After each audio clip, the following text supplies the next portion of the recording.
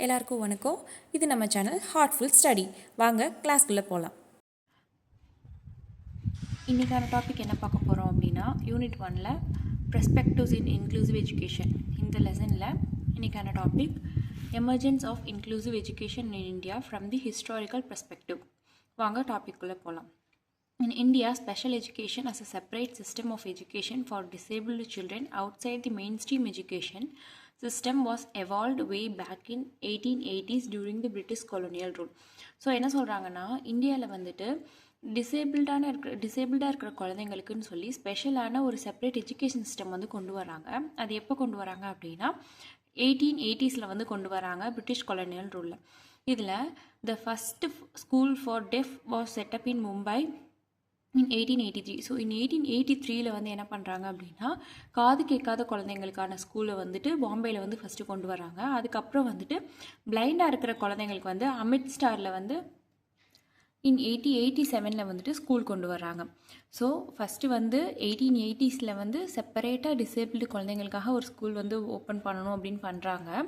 So அதில் வந்து 1883 மும்பையில் வந்து காது கேட்காத குழந்தைங்களுக்கான ஸ்கூல்ஸை வந்து ஃபஸ்ட்டு ஓப்பன் பண்ணாங்க. அதுக்கப்புறம் 1887 வந்து கண்ணு தெரியாத குழந்தைங்களுக்காக ஓப்பன் பண்ணியிருக்காங்க. In 1947, India got its independence. The number of schools for the blind increased to 32.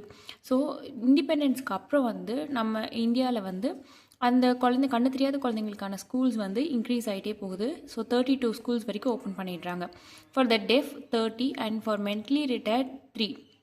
So காது கேட்காத குழந்தைங்கள் படிக்கிற பள்ளி வந்து 30 பள்ளிகளும், மென்டலி ரிட்டையர்டாக இருக்கிற குழந்தைங்களுக்கு வந்து 3 பள்ளிகளும் வந்து ஓப்பன் பண்ணிடுறாங்க. எப்போ இண்டிபெண்டன்ஸ்க்கு அப்புறமா. There was rapid expansion in the number of such institutions and the number of special schools rose to around 3000 by the year 2000. So காலங்கள் வருஷம் ஆக ஆக 2000 ஆண்டு என்ன பண்ணுறாங்க அப்படின்னு பார்த்தோன்னா 3000 ஸ்கூல்ஸ் வந்து இந்த மாதிரி மொத்தமாக டிசேபிள்டு குழந்தைங்களுக்காக இந்தியாவில் வந்து ஓப்பன் பண்ணியிருக்காங்க.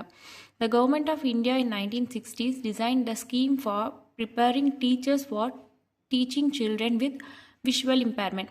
ஸோ இந்தியன் கவர்மெண்ட்டில் வந்து என்ன பண்ணுறாங்க அப்படின்னா 1960s வந்து டீச்சர்ஸ்க்கு வந்து ஸ்பெஷலான ட்ரைனிங் வந்து கொடுக்குறாங்க, இந்த மாதிரி பிளைண்ட் குழந்தைங்களுக்கு வந்து டீச் பண்ணுறதுக்காக. ஸோ இதே மாதிரி வந்து similar schemes of teaching children with other disabilities were gradually develop. So அதுக்கப்புறம் வந்து இந்த மாதிரி ஒவ்வொரு விதமாக வந்து குழந்தைங்கள் டிசபிலிட்டிஸ் இருக்குது இல்லையா, ஸோ அதுக்கேற்ற மாதிரி டீச்சர்ஸ்க்கு வந்து ட்ரைனிங் வந்து கொடுக்குறாங்க. த quality of the trainee teachers was in question because lack of uniform syllabi of various courses, eligibility criteria for admissions to the courses, and also due to the large extent of non-availability of teacher educators and the literatures in the field. So இதுலேயும் என்னென்ன பிரச்சனை வருது அப்படின்னு சொல்கிறாங்கன்னா, எல்லா குழந்தைங்களுக்கும் ஒரே மாதிரி சிலபஸ் ஃபாலோ பண்ண முடியாது. காது கேட்காத குழந்தைங்களுக்கு வேறு மாதிரியான ப்ராப்ளம்ஸு, கண்ணு தெரியாத குழந்தைங்களுக்கு வேறு மாதிரி. ஸோ எல்லாருக்குமே ஒரே மாதிரியான சிலபஸை ஒரே மாதிரி ஃபாலோ பண்ண முடியல. அதே மாதிரி அந்த ஸ்கூலில் அட்மிஷன்ஸ்க்குன்னு சொல்லி எலிஜிபிலிட்டி க்ரைட்டீரியாஸ்லேயும் வந்து நிறையா வந்து ப்ராப்ளம்ஸ் வருது. அதே மாதிரி டீச்சர்ஸும் வந்துட்டு அந்தளவுக்கு அவைலபிளாக இல்லை குழந்தைங்களுக்கு வந்து இந்த ஸ்பெஷல் சில்ட்ரன்ஸ்க்கு வந்து டீச் பண்ணுறதுக்கு. ஸோ இது எல்லாமே வந்து இதில் வர problems. In 1980s, the Ministry of Welfare, so இதை பார்த்துக்கோங்க, Ministry of Welfareலேருந்து Government of India realized the crucial need of an institution to monitor and regulate the human resource development program in the field of disability rehabilitation. So அதுக்கப்புறம் என்ன பண்ணுறாங்க அப்படின்னா, so இந்த மாதிரியான special schools எல்லாம் maintain பண்ணுறதுக்கும் monitor பண்ணுறதுக்கும் யாரை வந்து கொண்டு வராங்க அப்படின்னு பார்த்தோன்னா, ஹியூமன் ரிசோர்ஸ் டெவலப்மெண்ட் HRDயை வந்து அந்த ப்ரோக்ராம் வந்து கொண்டு வராங்க. ஸோ இது எதுக்காக அப்படின்னு பார்த்தோன்னா, இந்த மாதிரி இருக்க ஸ்பெஷல் ஸ்கூல்ஸை வந்து ரெகுலேட் பண்ணி மானிட்டர் பண்ணுறதுக்காக யார் இதை கொண்டு வராங்க, இந்தியன் கவர்மெண்ட்லேருந்து மினிஸ்ட்ரி ஆஃப் வெல்ஃபேர் டிபார்ட்மெண்ட்லேருந்து கொண்டு வராங்க. Though the number of special schools increased considerably, they reached out to a limited number of children, largely urban, and the were not a cost effective also. So என்ன சொல்கிறாங்கன்னா, எவ்வளோ தான் அவங்க develop பண்ணாலும் இது மோஸ்ட்டாக இந்த மாதிரியான ஸ்கூல்ஸ் எல்லாம் எங்கே இருக்குன்னு பார்த்தோன்னா நல்லா டெவலப்பான அர்பன் சிட்டிஸ் அந்த மாதிரி இடத்துல தான் இருக்குது. ஸோ காஸ்ட் வைஸும் வந்து நிறைய பேர்னால படிக்க முடியல. ஸோ நம்பர் ஆஃப் சில்ட்ரன் படிக்கிறவங்க வந்து ரொம்ப கம்மியாக இருக்குதுன்னு சொல்கிறாங்க. Most importantly all the special schools segregated children with special needs from the mainstream stream, thus developing a special ability culture. So இதுக்கப்புறம் என்ன ஆயிடுதுன்னா மெயின் ஸ்ட்ரீம்ன்றது என்னென்னா நம்ம நார்மலான ஸ்கூல்ஸ் இருக்கும் இல்லையா, ஸோ அதுதான் வந்து மெயின் ஸ்ட்ரீம்னு சொல்கிறாங்க. ஸோ அதில் இருந்து இது வந்து எப்படின்னா தனியாக வந்து செக்ரேட் பண்ணி காட்டுற மாதிரி இருக்குது அப்படின்றத சொல்கிறாங்க. ஸோ டிசேபிலிட்டி கல்ச்சர் அப்படின்றதுக்கு என்னென்னா டிசேபிளாக இருக்கிற குழந்தைங்க படிக்கிறத வந்துட்டு அவங்களுக்குன்னு தனி ஸ்கூல்ஸு அவங்களுக்குன்னு தனி விஷயம்னு சொல்லி எல்லாமே வந்து செக்ரிகேட் பண்ணி காட்டுறதா இருக்குது அப்படின்னு சொல்கிறாங்க. அடுத்தது article 45 of directive principles of Indian constitution commits to the provision of free and compulsory education for all the children up to the age of 14. So நம்ம ஆர்டிகல் 45ல் என்ன சொல்லியிருக்காங்க அப்படின்னா எல்லா குழந்தைங்களுக்குமே வந்து 14 இயர்ஸ்க்குள்ளே கம்பல்சரி எஜுகேஷன் வந்து ஃப்ரீயாக கொடுக்கணும் அப்படின்றது இருக்குது இல்லையா. ஸோ அதான் இங்கே சொல்கிறாங்க. த 86th Constitution Amendment carried out in Indian Parliament in 2002 made education a fundamental right of all the children in the age group of 6 to 14 years. So நம்ம இந்தியன் பார்லிமெண்ட்டில் 2002ஆம் ஆண்டு வந்து 86th கான்ஸ்டியூஷன் அமெண்ட்மெண்ட்டில் என்ன சொல்லியிருக்காங்க, எல்லா குழந்தைங்க 6லேருந்து 14 வயசு வரைக்கும் இருக்கிற எல்லா குழந்தைங்களுக்கும் வந்து கல்வி வந்து ஒரு அடிப்படை உரிமை அப்படின்றத வந்து சொல்லியிருக்காங்க. This made it mandatory for the government to provide free and compulsory education to all the children of age 6 to 14 years. So இதுக்கப்புறம் என்ன ஆயிடுச்சு, எல்லா குழந்தைங்களுக்குமே வந்து கண்டிப்பாக கட்டாயமாக ஃப்ரீயான கல்வி வந்து 6லேருந்து 14 வயசு வரைக்கும் கொடுக்கணும் அப்படின்றது ஆயிடுச்சு. With its preamble caring all includes children with disabilities as well. So எல்லா குழந்தைங்க அப்படின்னு சொல்லும்போது குறைபாடு இருக்கிற குழந்தைங்களுக்குமே அது பொருந்தது தான். ஸோ குறைபாடே இருந்தாலும் 6லேருந்து 14 வயசு வரைக்கும் இருக்கிற குழந்தைங்களுக்கு கம்பல்சரியாக ஃப்ரீயாக எஜுகேஷன் வந்து கொடுத்து தான் ஆகணும் அப்படின்றது வந்து சொல்கிறாங்க.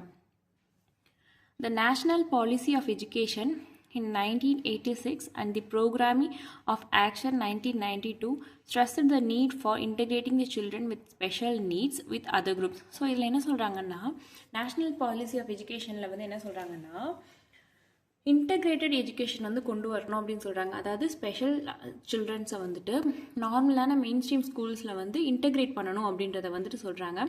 The government of India launch the integrated education for disabled children scheme in 1974.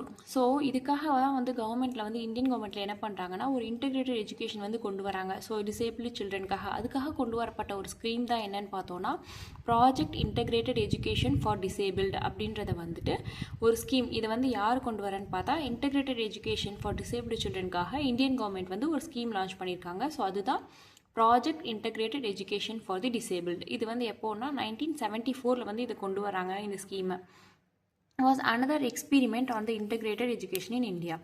With the combined efforts of the Ministry of Human Resource Development and UNICEF and the PIED came into the existence in 1987.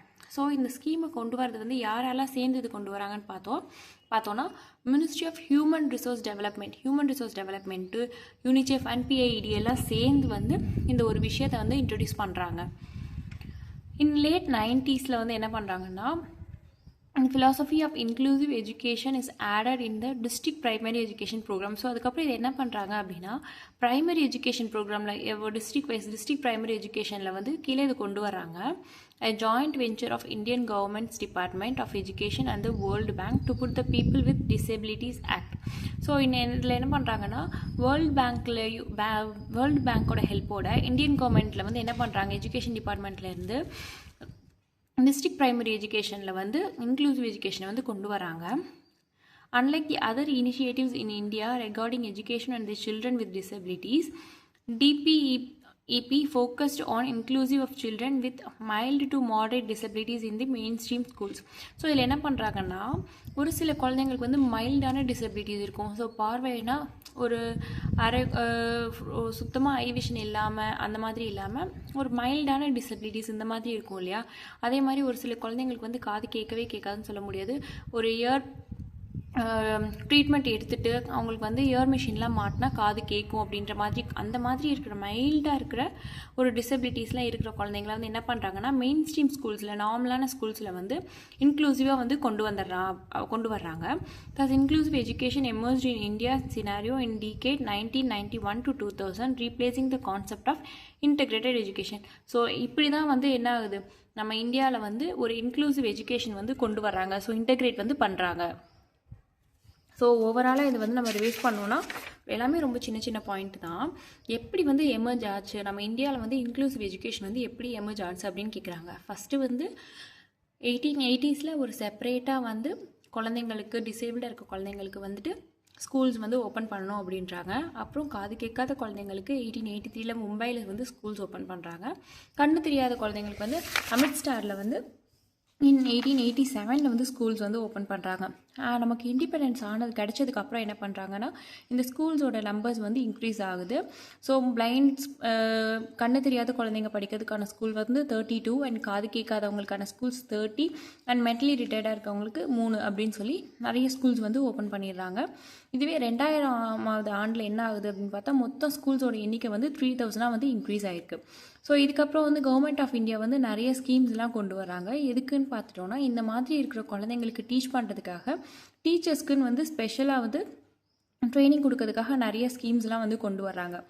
இதில் என்னென்னலாம் problem இருக்குது அப்படின்னு பார்த்தோன்னா, ஒரு uniform சிலபஸில் இருக்கட்டும், ஒரு eligibility criteria அட்மிஷன்ஸ்க்கு இந்த மாதிரி இருக்கிறதுக்கும், அப்புறம் டீச்சர்ஸ் வந்து நிறைய பேர் வாலண்டியராக வந்து எஜுகேட்டர்ஸ் கிடைக்காதது, இந்த மாதிரிலாம் வந்து நிறைய வந்து பிரச்சனைகள் வந்து வருது. அடுத்து ministry of welfare department, government of இந்தியாவில் இருக்க மினிஸ்ட்ரி ஆஃப் வெல்ஃபேர் டிபார்ட்மெண்ட்டில் வந்து என்ன பண்ணுறாங்க அப்படின்னா, இது எல்லாம் இந்த டிசேபிள்டு குழந்தைங்களுக்கான ஸ்கூல்ஸ் இதெல்லாம் வந்து ரெகுலேட் பண்ணி மானிட்டர் பண்ணுறதுக்காக ஹியூமன் ரிசோர்ஸ் டெவலப்மெண்ட் அப்படின்னு சொல்லி ஒரு ப்ரோக்ராம் வந்து கொண்டு வராங்க. அது மூலமாக டிசேபிலிட்டியாக இருக்கிற குழந்தைங்களுக்கு வந்து ரீஹேபிலிட்டேஷன் வந்து பண்ணுறாங்க. ஸோ இது என்ன தான் இருந்து ரீச் ஆனாலும் இதில் இன்னொரு பிரச்சனை என்ன வருது அப்படின்னு பார்த்துட்டோன்னா, மோஸ்ட்டாக இந்த மாதிரியான ஸ்கூல்ஸ் எல்லாமே வந்து அர்பன் ஏரியாஸில் தான் இருக்குது. ஸோ காஸ்ட் வைஸும் வந்து எல்லாருனாலையும் படிக்க முடியல. ஸோ இதனாலே என்ன ஆயிடுது அப்படின்னா, லிமிட்டட் நம்பர் ஆஃப் சில்ட்ரன்ஸ் தான் வந்துட்டு இருக்காங்க அப்படின்னு சொல்கிறாங்க. ஸோ அடுத்தது பார்த்துட்டோன்னா, ஆர்டிக்கல் வைஸில் நம்ம சொல்கிறாங்க, நம்ம இந்தியன் கான்ஸ்டியூஷனில் வந்துட்டு நம்ம 86th அமெண்ட்மெண்ட்டில் பார்த்துட்டோம் அப்படின்னா, ஆர்டிக்கல் 45ல் எல்லா குழந்தைங்களுக்குமே ஃப்ரீ அண்ட் கம்பல்சரி எஜுகேஷன் வந்து கொடுக்கணும் அப்படின்றது வந்து இருக்குது. அது வந்து எப்படின்னா ஒரு ஃபண்டமெண்டல் ரைட்டாக வந்து இருக்குது. ஸோ அப்போ எல்லா குழந்தைங்களும் சொல்லும்போது டிசேபிள்டாக இருக்கிற குழந்தைங்களும் அதில் வந்து சேர்ந்து தான். ஸோ அவங்களுக்கும் வந்து கண்டிப்பாக 6 to 14 இயர்ஸ்க்குள்ளே வந்து ஃப்ரீ அண்ட் கம்பல்சரி எஜுகேஷன் கொடுக்கணும் அப்படின்றத வந்து சொல்கிறாங்க. அதுக்காக என்ன பண்ணுறாங்க, அந்த நேஷனல் பாலிசி ஆஃப் எஜுகேஷனில் வந்து ஒரு ப்ரோக்ராம் வந்து கொண்டு வர்றாங்க. என்ன அப்படின்னா, இன்டெகிரேட் பண்ணுறதுக்காக சில்ட்ரன் வந்து ஸ்பெஷல் நீட்ஸ் இருக்கிற குழந்தைங்களை வந்து நார்மலாக இருக்கிற ஸ்கூல்ஸில், குழந்தைங்க இருக்கிற ஸ்கூல்ஸில் வந்து இன்டெகிரேட் பண்ணுறதுக்காக வந்து கொண்டு வர்றாங்க. ஸோ அதுக்காக வந்து ஒரு ப்ரோக்ராம் வந்து இது பண்ணுறாங்க. அது என்ன, integrated education for disabled children. இதில் வந்து ஒரு ஸ்கீம் கொண்டு வராங்க. அந்த ஸ்கீமோட பேர் என்னென்னா, project integrated education for the disabled அப்படின்றத சொல்கிறாங்க. ஸோ இதில் வந்து யாரெல்லாம் வந்து இன்வால்வ் ஆயிருக்காங்கன்னு பார்த்தோன்னா, ஹியூமன் ரிசோர்ஸ் டெவலப்மெண்ட் டிபார்ட்மெண்ட்டும் அப்புறம் யூனிசெஃப், PIED இவங்க எல்லாருமே சேர்ந்து இதை வந்து இந்த ஸ்கீம் வந்து இன்ட்ரடியூஸ் பண்ணியிருக்காங்க. இப்போ 1947 வந்து 74 வந்து இதை இன்ட்ரடியூஸ் பண்ணுறாங்க. அதே மாதிரி லேட் 90s வந்து என்ன ஆகுது அப்படின்னு பார்த்தோன்னா, இது வந்து ப்ரைமரி எஜுகேஷன் ப்ரோக்ராமாக வந்து கொண்டு வராங்க. டிஸ்ட்ரிக்ட் ப்ரைமரி எஜுகேஷன் ப்ரோக்ராமாக வந்துட்டு கொண்டு வராங்க. ஸோ இது வந்து யாரெல்லாம் பண்ணுறாங்கன்னா, இந்தியன் கவர்மெண்ட்டில் இருக்கிற எஜுகேஷன் டிபார்ட்மெண்ட்டும் வேர்ல்டு பேங்க்கும் சேர்ந்து வந்து இது பண்ணுறாங்க. So people with disabilities act அப்படின்னு சொல்லி ஒன்று கொண்டு வராங்க. இது வந்து எந்த லெவல் கொண்டு வராங்கன்னா, டிஸ்ட்ரிக்ட் ப்ரைமரி எஜுகேஷன் ப்ரோக்ராம்க்குலாம் வந்து கொண்டு வராங்க.